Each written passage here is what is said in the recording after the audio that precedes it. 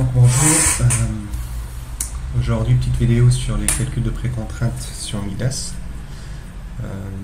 C'est une vidéo qui sera peut-être la première d'une série de vidéos que je compte faire pour donner des petites astuces qui vont vous aider à mieux utiliser Midas. Alors après je me présente, je m'appelle Osama Bushima, je suis ingénieur en ouvrage d'art chez AB Bridge Consulting. Et je suis également représentant de Midas en Tunisie. Aujourd'hui, on va voir l'impact de cette option-là, qui est le Beam Section Property Changes, sur les résultats de précontrainte dans Midas. Alors, on va du coup commencer à faire ensemble un petit modèle rapide. Donc en fait le but c'est pas vraiment d'apprendre Midas, parce que pour ça je pense qu'il y a d'autres outils pour le faire, ou même aller sur YouTube, vous allez voir, trouver beaucoup de tutoriels qui vont vous apprendre à faire des modèles sur Midas. Mais le but de cette vidéo, comme j'ai dit, donc c'est vraiment de prendre une petite subtilité sur Midas et de travailler dessus et de la décliner. Donc du coup je vais partir sur un modèle plutôt simple, donc une poutre rectangulaire avec des conditions d'appui classiques et avec un câble de précontrainte. On va du coup faire le modèle rapidement ensemble, vraiment, parce que voilà, donc je ne vais pas rentrer beaucoup en détail à chaque fois que je fais le modèle, parce qu'au final, comme j'ai dit, ça reste quelque chose d'assez assez standard à faire. Donc j'ouvre un nouveau modèle. Je vais d'abord l'enregistrer. Peut-être ici. Midas. Tuto. Précontrainte. Donc, on va d'abord définir les matériaux. Donc on commence par le béton. On va chercher quelque chose dans la bibliothèque pour faire ça rapidement. Ok. Et on va définir le matériau de la précontrainte. On va partir sur ce matériau-là. Ok, ça c'est fait. On va maintenant dessiner la poutre. Donc pour ça, on va définir d'abord les nœuds. On va faire une poutre qui fait 10 mètres de longueur. Ok, ça c'est pour les nœuds. On vient de définir les nœuds. Et on va définir la poutre. Ça c'est fait. On va aussi définir les conditions d'appui.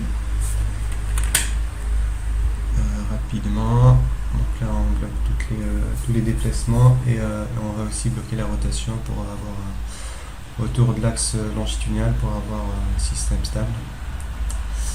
Et de l'autre côté on fait la même chose, mais on libère le déplacement allongé. Voilà. Et là on a en effet une poutre isostatique. Donc quand je vais appliquer la précontrainte, je ne vais pas avoir d'effet hyperstatique. Ok, alors qu'est-ce qu'il reste à faire? Et je vais juste mailler la poutre rapidement. Je vais la diviser par 10. Et aussi on va définir une charge. On va appliquer une charge qu'on va appeler charge. Ok. Hop.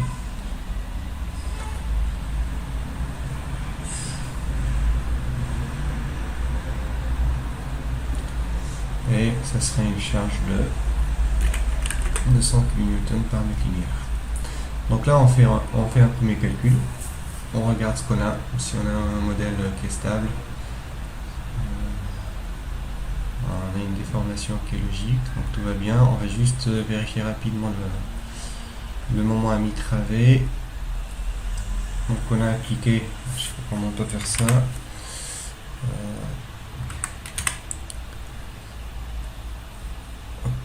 Ok, donc on a appliqué une charge de 200. Donc P carré sur 8 fois 10 fois 10 sur 8. On a 2500, donc le modèle se comporte correctement, normalement, on va dire. Après,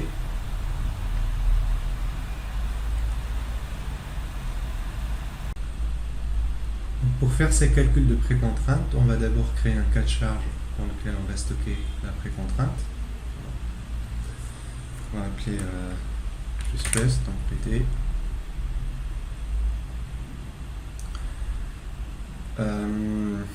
Pour définir la précontrainte, on va avoir besoin de faire 3 étapes. Donc, première étape, définir le câble de précontrainte, le type de précontrainte et tous les coefficients qui vont avec, par exemple les coefficients de frottement, par exemple, de perte de précontrainte instantanée et différée. Définir le profilet du câble et la mise en tension du câble. Donc, on va essayer de faire ça rapidement. Parce qu'encore une fois, c'est pas vraiment le but de la vidéo.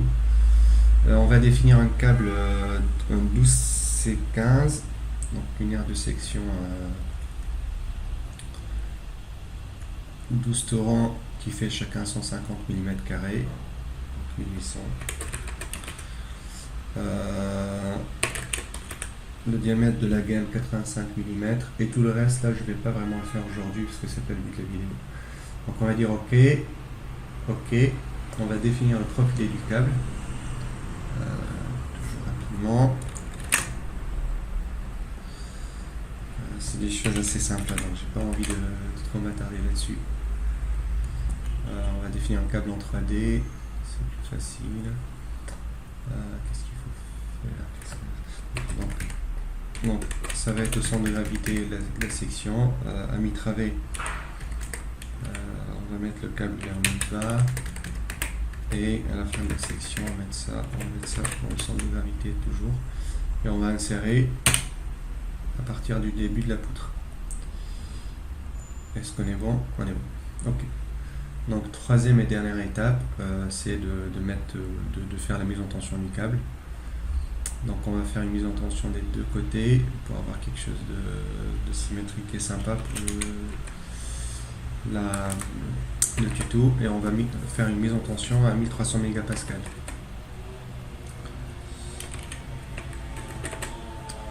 Qu'est-ce qu'il reste à faire? Oui. Ce bouton là, on va pas le voir tout de suite parce que du coup c'est un bouton clé dans ce qu'on va voir aujourd'hui, donc je vais en parler après. Je vais pour l'instant faire add, juste faire un premier run histoire de voir que tout fonctionne correctement. Alors, on est en défaut axial. Voilà, donc on a quelque chose de plutôt symétrique, parce qu'on a fait un boost and. Pour la valeur 1960, ouais, on peut toujours faire un petit calcul rapide. Donc on a fait une mise en tension à 1300 mégapascales avec une aire de section 1800 mm². Donc on est censé avoir 2340 kN, mais à cause des pertes, donc on descend à 1960. Ok. On a un moment de flexion qui est bien parabolique, tout va bien. Okay. Donc, alors, moi je reviens au but de la vidéo. Le but de la vidéo, c'est de voir l'impact de cette option-là sur les résultats de précontrainte. Donc, en fait, là, on est dans le Construction Stage Analysis Control Data. Donc en fait, quand on fait un calcul phasé, un modèle avec un phasage de construction sur Midas, à un moment donné, on est amené à faire le choix entre, pour le Beam Section Property Changes, de faire le choix entre des propriétés constantes ou des propriétés qui changent avec la précontrainte.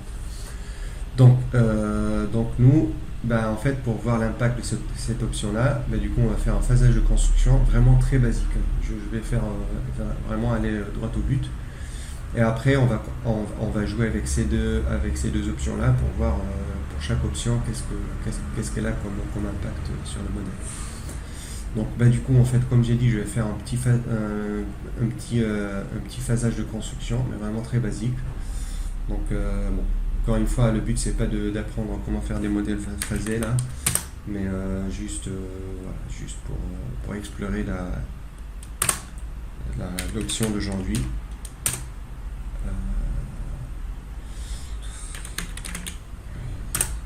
on va faire ça rapidement. Donc je définis les groupes pour le phasage de construction. Je pense que tout y est. On va mettre tout dans le groupe All. Pour les conditions d'appui, je vais tout mettre dans All Boundary, All B.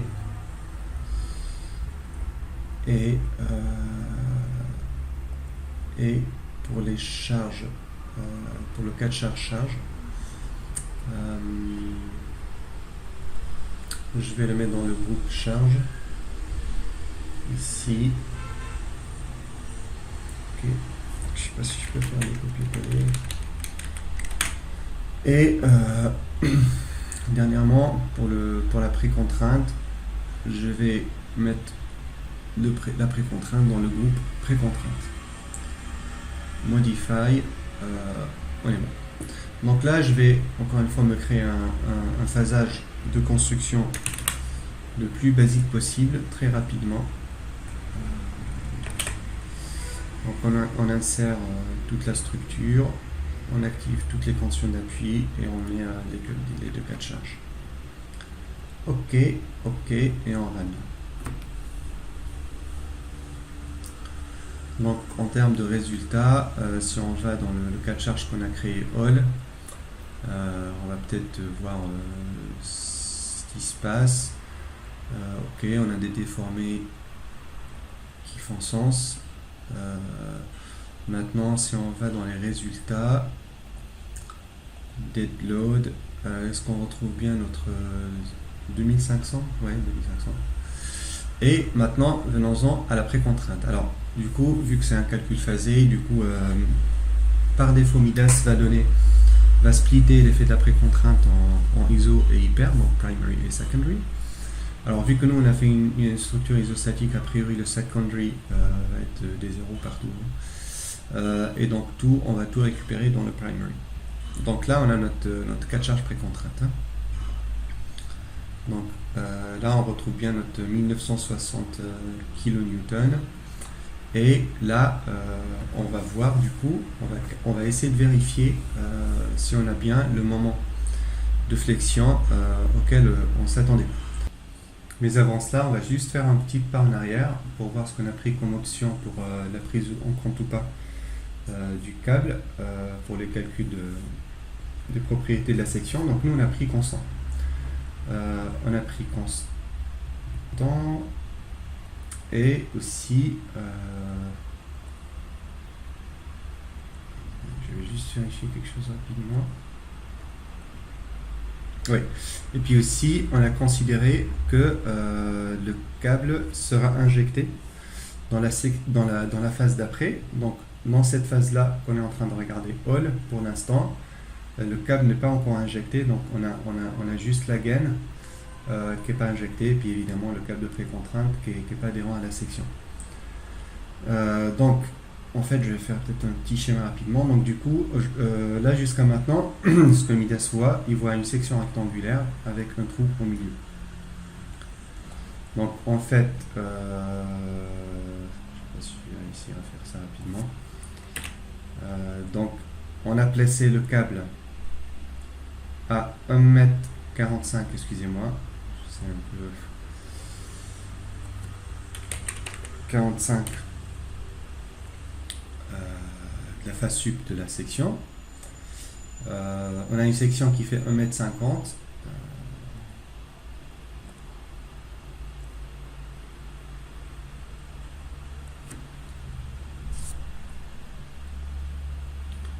Donc ça fait c'est bon. Donc ça fait 1,50 m. Et du coup, en fait, vu que Midas a considéré des propriétés constantes de la section, donc lui, il ne voit pas le trou de la gaine.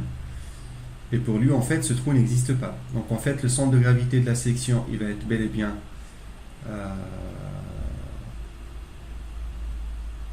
on va dire à 75 cm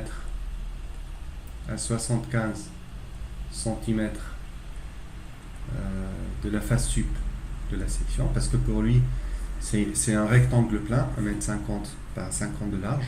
Du coup, la distance entre le câble de précontrainte et le centre de gravité de la section, et ben en fait, ça sera 70 cm.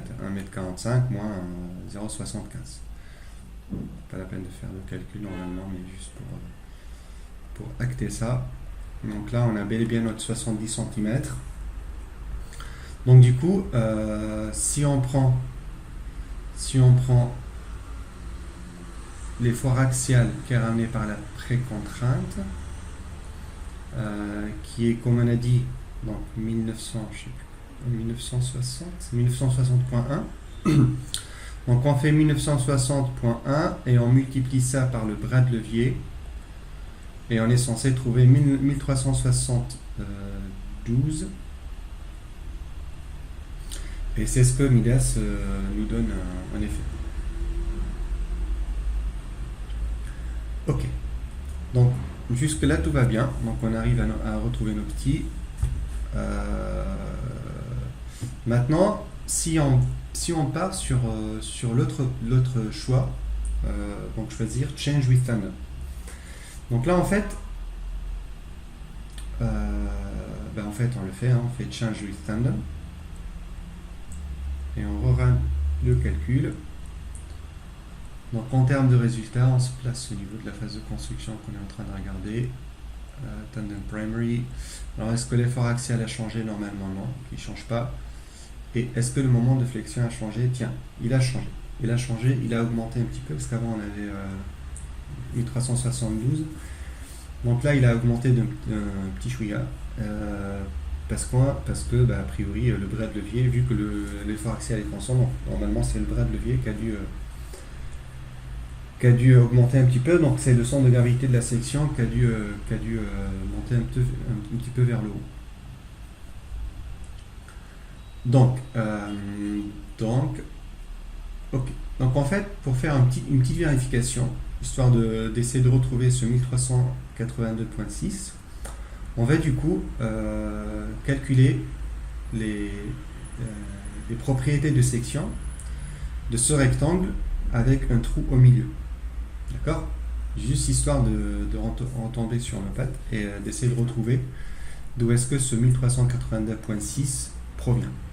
Donc pour ce faire, j'ai utilisé un logiciel de calcul de section gratuit, donc qui s'appelle cdsectiondesigner.com, que je recommande. Il est gratuit, on peut faire plusieurs choses dessus. Bon, maintenant aujourd'hui le but c'est pas d'explorer CDS, je peux faire un autre tutoriel dédié à ça. Mais sachez que j'ai rentré la section avec donc 1,50 m de haut par 50 cm de large, et j'ai rentré le trou là qui correspond à la gaine. Donc là, dans géométrie, il va nous donner la position du centre de gravité en fait. Donc le 0 étant là, le 0 étant en bas de la section, donc le centre de gravité il est à 75,5 cm. Donc en fait, en effet, ça confirme ce qu'on a dit tout à l'heure, c'est qu'en fait le centre de gravité il est monté un petit peu vers le haut. Voilà. Donc en fait, maintenant, si on calcule du coup le nouveau bras de levier entre l'axe du câble et le nouveau centre de gravité de la section, donc le centre de gravité de la section qui prend en compte le trou de la gaine. Donc en fait, vu que le câble est placé à 5 cm du bas, donc on a 5 cm ici et aussi on a 75,5 cm pour le centre de gravité de la section. Donc la différence entre les deux, ça sera 75,5 moins 5. Donc ça sera 70 cm,5. D'accord? Donc si on l'écrit en mètres. Donc ça, c'est la nouvelle distance entre le centre de gravité de la section qui prend en compte le trou de la gaine et la position du câble. Donc si on multiplie ça par l'effort axial, 1960.1, 1960.1, donc là on trouve 1382, j'ai envie, et Midas me donne 1382. Voilà. Bon, il y a un petit arrondi qui ne matche pas, mais on va dire qu'on trouve bien les 1382 de Midas. Donc, du coup, pour les calculs que Midas va effectuer sur la poutre, il va toujours considérer, en tout cas pour cette phase-là, qu'il a ça, qu'il a un rectangle avec un trou au milieu. Donc du coup, histoire de se rassurer encore plus, donc on peut regarder par exemple les calculs de contraintes sur la poutre dû à un chargement. Donc en fait on va utiliser le chargement qu'on a rentré, le 200 kN par mètre sur la poutre, et on va regarder les contraintes.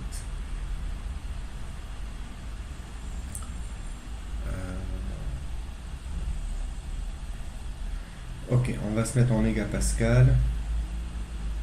Donc là, on a ces contraintes-là. On a en phase sup, on a une compression de 13,5 mégapascal, et en phase inf, on a une traction de 13,7 en phase inf. Donc, évidemment, si on n'avait pas pris en compte, tiens, je vais rester là-dessus, si on n'avait pas pris en compte le trou dans la gaine, on aurait un rectangle sans le trou, et on aurait eu des contraintes en phase sup et en phase inf qui seraient égales, parce qu'on a une section qui est bien symétrique. Mais là, vu qu'on a déréglé un petit peu la position de l'axe neutre de la section, donc on a des contraintes en phase sup et en phase inf qui sont différentes. Donc là, je vais juste les réafficher.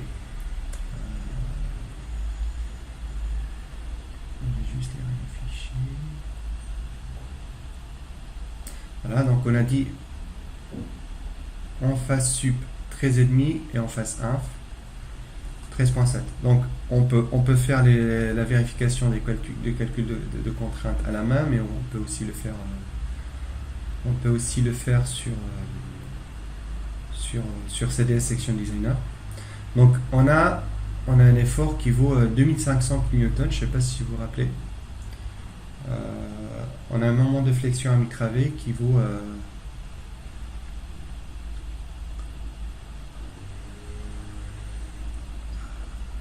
2500 kN. Donc on va rentrer ce 2500 kN sur CDS et on va lancer les calculs. Donc là on retrouve bien qu'on a en phase sup 13,5 mégapascal de compression et en phase inf 13,7 mégapascal de traction. Donc je ne sais pas si il faut vraiment que je réaffiche, mais je vais le faire. Mégapascal. Donc 13,5 et 13,7. Voilà. Donc là, on retrouve bien nos petits, même en termes de calcul de contraintes. On vérifie que Midas, et il est vraiment bel et bien en train de prendre en compte ce trou dans la section. Donc maintenant, on va jouer avec une autre option qu'on a vue tout à l'heure, et qui était... Donc jusqu'à maintenant, on supposait que dans la phase dans laquelle on a regardé les résultats, le câble n'était pas encore injecté. Donc il y avait vraiment un trou qui correspondait à la gaine. Donc maintenant, on va changer ça. On va supposer qu'en fait, le câble est injecté au niveau de cette phase-là. Et donc là, ici, en fait, ce qu'on est en train de dire à Midas, c'est que, donc, je ne sais pas si vous lisez bien, mais grouting after how many stages. Donc là, tout à l'heure, on lui a dit, on injectait après une phase de la mise en tension du câble. Donc on a reporté l'injection à une phase d'après, même si elle existe là, parce qu'on a fait un modèle à une seule phase, on est d'accord. Hein. C'est juste un moyen pour dire, dans la phase dans laquelle on met en tension le câble, on n'injecte pas. Donc c'est pour garder le trou de la gaine. Et donc là, on va faire le contraire. On va lui dire, non, en fait, tu mets en tension le câble, mais tu l'injectes en même temps. Donc là, on dit grouting after 0 stages. Donc tu injectes dans la même phase dans laquelle tu mets en tension le câble. Donc on modifie ça. Et on run notre modèle. Peut-être juste vérifier si tout va bien. C'est pas ça. Excusez-moi. Et on va regarder, alors du coup, peut-être les contraintes, vu qu'on était sur les contraintes. Toujours dans la phase all, là, avec le même cas de charge. Tout à l'heure, on avait 13,5 et 13,7, et donc là, ça a encore changé. Et ben en fait, c'est dû au fait que là, ce qu'on est en train de dire à Midas, c'est qu'on n'a plus la section, c'est plus un rectangle avec un trou, mais plutôt c'est un rectangle qui est, vu qu'on a injecté la gaine, donc en fait le trou n'existe plus, mais par contre on a le câble de précontrainte qui est là, d'accord. Donc, je mettrai avec, on a par contre le câble de précontrainte qui est là. Donc en fait, sachez-le, quand on est dans ces conditions-là, Midas il va prendre en compte la présence de ce câble de précontrainte pour calculer les contraintes sur la section. Donc il va faire une espèce de calcul de section mixte dans lequel il considère que le béton il est là, on a un rectangle qui est plein, et on a une barre en acier qui correspond au câble de précontrainte qui est là aussi. Il va considérer aussi que le béton il a un comportement qui est élastique linéaire. D'accord. Donc en fait linéaire, on a compris parce qu'on était en train de faire des calculs de contraintes directes, et linéaire parce qu'en fait il va supposer que le béton ne fissure pas. Alors en effet, quand on manipule des sections précontraintes, a priori le béton il n'est pas fait pour fissurer. Donc je pense qu'il fait ça pour couvrir le maximum de cas, mais en tout cas c'est vrai que pour les calculs de précontrainte, en tout cas dans le vieux code français, le BPEL, mais aussi dans les codes anglo-saxons, on va prendre trois classes de précontrainte, donc classe 1, 2, 3, donc 1 ça décomprime pas, 2 ça décomprime mais ça fissure pas, et 3 ça fissure. Donc en tout cas, dans l'hypothèse de Midas, là, au moins ça couvre les deux premières classes de calcul de béton. Donc bref, donc voilà, donc il va considérer une loi de comportement qui est élastique linéaire, et il va aussi considérer la présence du câble de précontrainte. Donc du coup les contraintes c'est ça, et moi en fait ce que j'ai fait c'est que j'ai rentré du coup cette nouvelle section sur CDS Section Designer. Donc du coup on a une section qui est pleine, il n'y a pas le trou de tout à l'heure. J'ai rentré aussi l'armature qui correspond au câble de précontrainte, et avec les bonnes lois de comportement évidemment. Donc, c'est-à-dire qu'en fait pour le béton on a rentré quelque chose d'élastique linéaire, hein, même pour les contraintes de traction, et ben en fait le béton il développe quand même une contrainte. Donc on a une belle loi élastique linéaire, et maintenant on rentre les 2500 ici, et on constate que aussi on retrouve en tout cas des valeurs très proches de ce que Midas donne. Donc il donne 12.8 en bas et 13.1 en haut. CDS donne 13 et 12.7. Bon, c'est pas une grosse erreur, hein, je pense. Si on fait 13.1 sur 13, bon, on a du 0,7% d'erreur. Donc en tout cas, c'est les résultats de Midas de CDS parlent bien avec les résultats de Midas, et ça confirme que Midas en effet pour ce type de calcul il est en train de considérer les hypothèses que j'ai citées ici. Après on peut aussi s'amuser à retrouver le moment de flexion de précontrainte que Midas donne. Donc ici, si on revient à notre tangent primary, normalement l'effort axial n'a pas dû changer. On va se mettre en kilonewton mettre. Donc 1960.1 de tout à l'heure et le moment de flexion, pour le coup celui-là il a dû changer. Donc il a encore changé. On est à 1357.3. On va essayer de retrouver ces 1357. Donc pour ce faire, il va falloir trouver la position du centre de gravité, en tout cas de l'axe neutre de la section. Donc pour ça, en fait, j'ai fait un petit calcul rapide. Hein.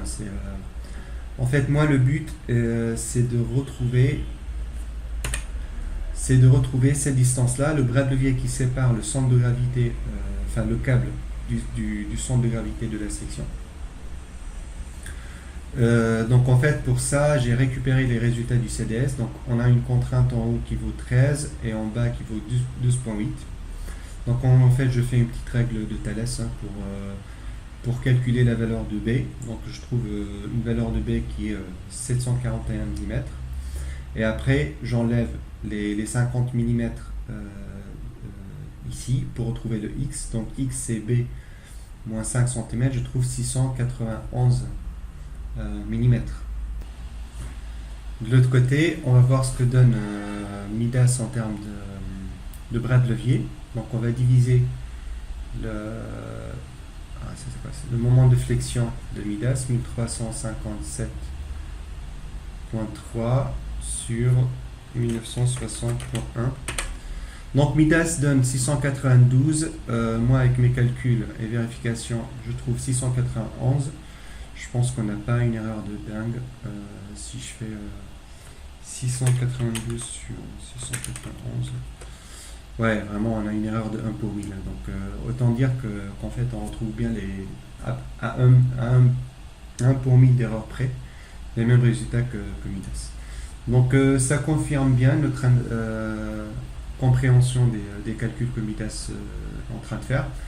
Donc juste pour résumer, si vous voulez faire des calculs sans prendre en compte la